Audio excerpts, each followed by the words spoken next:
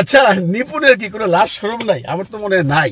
ও একদম বেশরম। ওরে নিয়ে যেভাবে বিভিন্ন পত্র পত্রিকা, টিভি চ্যানেল, ইউটিউব চ্যানেল বা নর্মাল কন্টেন্ট ক্রিয়েটাররা যেভাবে যেভাবে ওকে নিয়ে আলোচনা সমালোচনা করতেছে, যেভাবে ওকে ধুইয়া ফেলাইতেছে, ওরে সেলিম সাহেবরে নিয়ে যে সমস্ত কথাবার্তা বলতেছে, ও তো একদম রাস্তায় নেমে গেছে।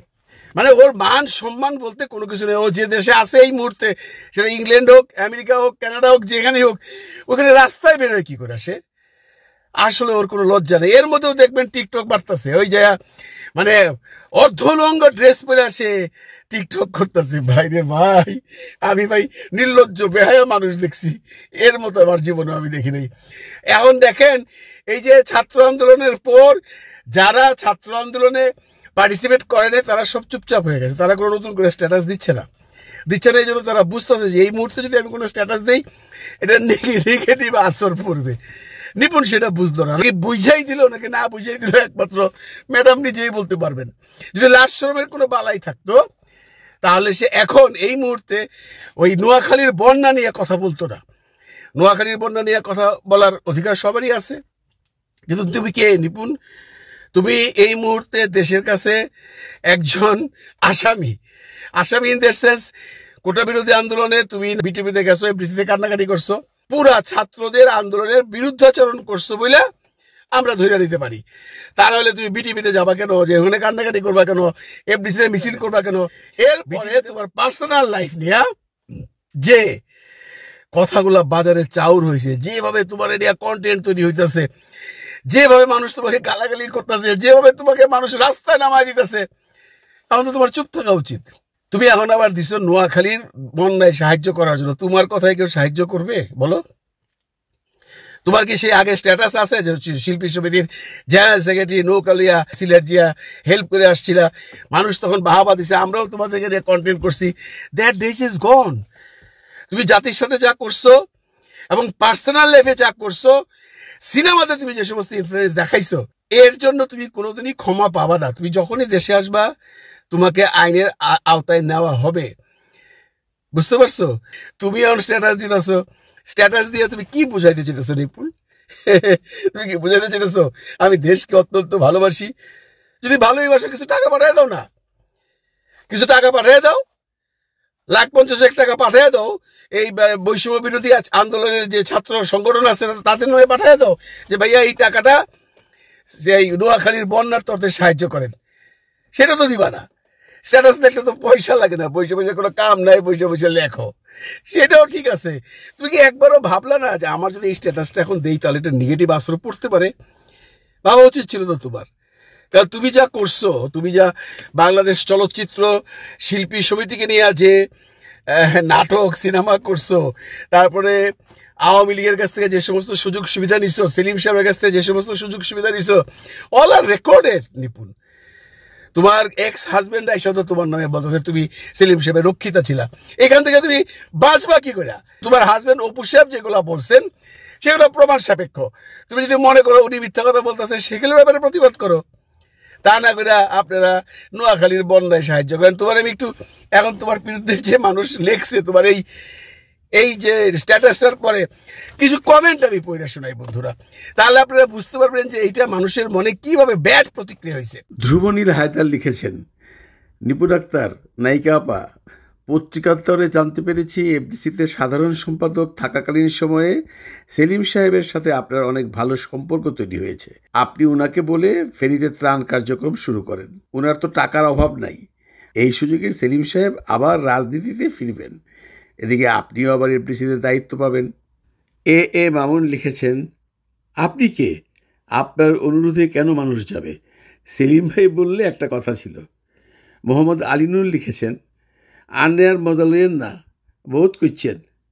নুরুজ্জামান নাজিম লিখেছেন, তুমি সেলিম কাকুরে নিয়ে চলে আসো। শাহরিয়ার মাহফুজ শ্রাবণ লিখেছেন, চলেন বিটিভিতে গিয়ে জাতীয় সঙ্গীত গাই। মাহফুজুর রহমান বাঁধন লিখেছেন, আপনি সেলিম থেকে কিছু নৌকা আর স্পিডফুড নেন, সাথে সুজন মাঝি ফেরদৌসকে। দিদারুল আলম লিখেছেন, সব জানি।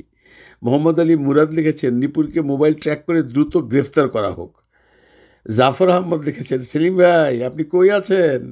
প্রিন্স চৌধুরী লিখেছেন, গাই। রাকিব হাসান লিখেছেন, আপনারে খুঁজে বাংলার জনগণ দ্রুত আসেন। শরীফুল ইসলাম লিখেছেন, শেখ সেলিমের কোনো খবর আছে? জুবায়ের কবির লিখেছেন, ঘরে বসে পোস্ট না দিয়ে আপনি নিজে নেমে পড়ুন।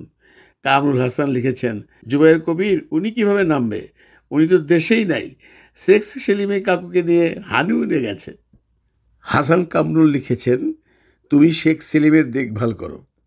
হাসান আবিদ লিখেছেন, শেখ সেলিম সাহেবের ফেলে যাওয়া টাকার বস্তাগুলো এখন কাজে লাগানো দরকার। রাসেল মাহমুদ মাসুম লিখেছেন, আপনার তো অনেক টাকা, এছাড়া আপনার বন্ধু শেখ সেলিম ভাইয়ের অনেক টাকা, 1000 কোটি টাকা দিয়ে দেন বন্যা কবলিত মানুষের জন্য। এত টাকা দিয়ে কি করবেন?